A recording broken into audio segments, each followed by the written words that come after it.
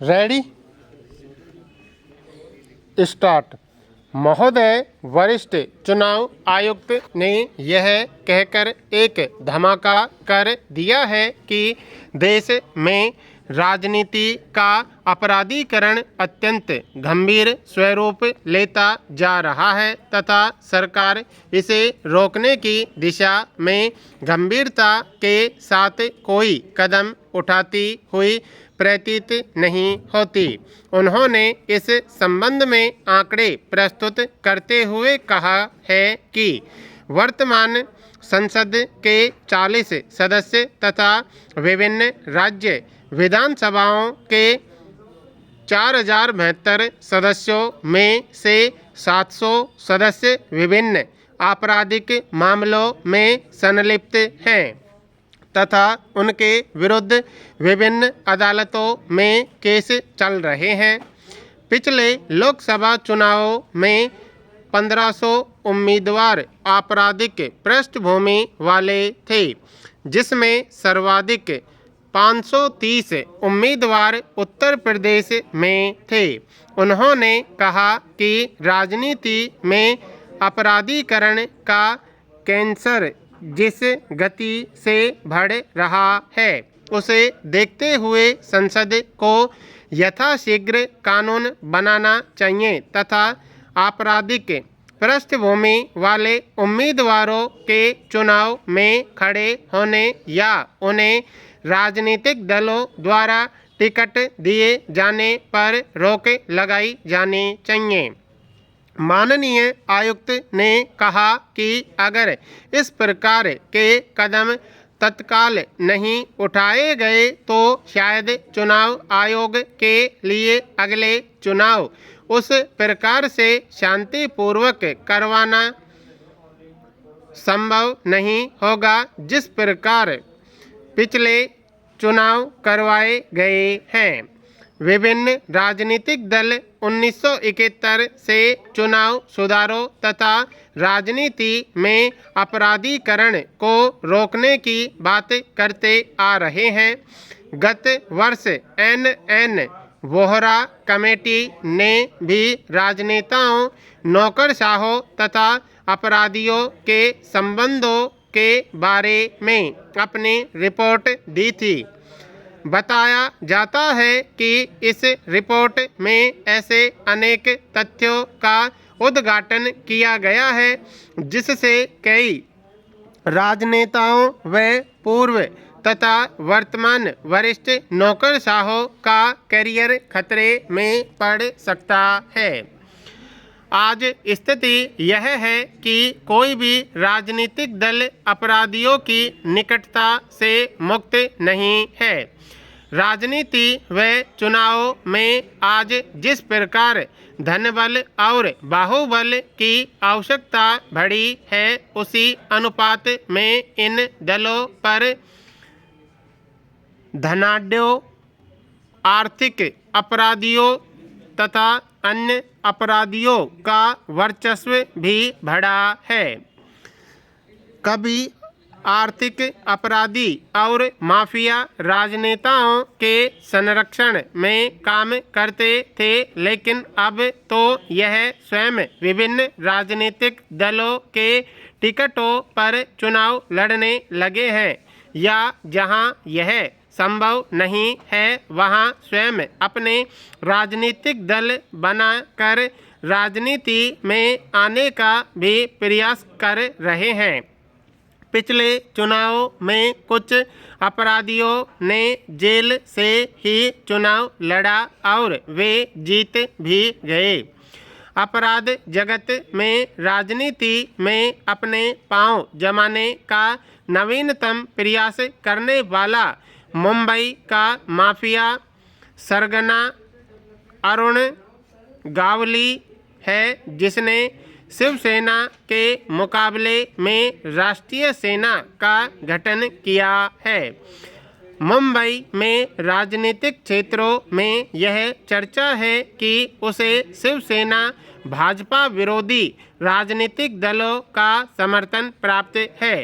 राजनीति में उच्च स्तर से लेकर निम्न स्तर तक धन के वर्चस्व का ही परिणाम है कि पिछले कुछ वर्षों में देश में बड़े बड़े घोटाले हुए हैं। एक पूर्व प्रधानमंत्री की सरकार बोफोर्स रिश्वत कांड के कारण सत्ता में आने से रह गई तो दूसरे पूर्व प्रधानमंत्री यूरिया कांड तथा अन्य कई घोटालों में अदालतों के चक्कर काट रहे हैं। महोदय, कई पूर्व मंत्रियों पर भी अनेक घोटालों में केस चल रहे हैं। एक पूर्व मुख्यमंत्री पशु चारा घोटाले में बंदी है तो दूसरे के ऊपर गिरफ्तारी की तलवार लटकने लगी है। विभिन्न राजनीतिक दलों के कई वरिष्ठ नेता हाल ही में हवाला कांड में मुक्त हुए हैं, लेकिन अब सीबीआई द्वारा उनके विरुद्ध सुप्रीम कोर्ट में अपील की गई है या की जा रही है। इस प्रकार अभी भी उनके ऊपर हवाला कांड के केस की तलवार लटकी हुई है। जनता दल के अध्यक्ष श्री शरद यादव पर हवाला कांड में केस चल रहा है क्योंकि उन्होंने यह राशि लेने की बात स्वीकार की थी। एक पूर्व महिला मुख्यमंत्री पर भी भ्रष्टाचार के केस जारी हैं। कहने का आशय यह है कि देश का कोई भी राजनीतिक दल इस समय ऐसा नहीं है जिस पर आरोपों की कालिख न लगी हो तथा जिसमें अपराधियों का प्रवेश न हो। यही कारण है कि कोई भी राजनीतिक दल चुनाव सुधारों तथा राजनीति में अपराधियों का प्रवेश रोकने जैसे तात्कालिक महत्व के कानून बनाने के लिए गंभीर नहीं है। हमारी संसद व विधानसभाओं में अधिकांश समय हंगामों, धरनों आदि में व्यर्थ चला जाता है। संसद व सरकार से कई ऐसे विधेयकों को पारित कराने की अपेक्षा की जाती है जिन पर न तो सत्तारूढ़ सरकार के विभिन्न घटकों में सहमति ही नहीं हो पाती है या उसे लेकर इस प्रकार का हंगामा हो जाता है कि वह संसद के एक सत्र से दूसरे व तीसरे सत्र तक टलता चला जाता है। लोकपाल विधेयक तथा महिला आरक्षण विधेयक इसके ज्वलंत उदाहरण हैं। सार्वजनिक जीवन में शुचिता लाने व उच्च स्तर पर कार्यरत राजनेताओं तथा वरिष्ठ नौकरशाहों के विरुद्ध आरोपों की जांच के लिए लोकपाल नियुक्त किए जाने की बात पिछले 2 दशकों से की जा रही है।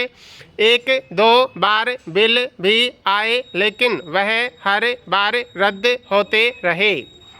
अब अगले सत्र में पुनः इस संबंध में बिल लाए जाने की चर्चा है। महिला आरक्षण बिल, जिसमें महिलाओं को राजनीति तथा अन्य क्षेत्रों में 33% आरक्षण दिए जाने का प्रावधान है, पिछले एक लंबे समय से विवादों के कारण संसद में टलता आ रहा है। संयुक्त मोर्चा के ही कुछ घटक इस संबंध में अलग अलग बोली बोलते रहे हैं। संसद के पिछले सत्र में श्री यादव ने प्रधानमंत्री को नहीं बोलने दिया था। संसद के इस अधिवेशन में भी इस बारे में कोई मतैक्य नहीं हो पाया। प्रधानमंत्री को इस बारे में सही कहना पड़ा कि इस पर सर्वसहमति प्राप्त करने का प्रयास किया जाएगा। विभिन्न दलों की महिला सांसद इस बिल को टाले जाने पर अपना गहरा रोष व विरोध प्रदर्शन कर चुकी हैं। उनमें से अनेक ने यह आरोप लगाया है कि राजनीतिक दल महिलाओं को आरक्षण देने के बारे में गंभीर नहीं हैं और उसे टालते जा रहे हैं।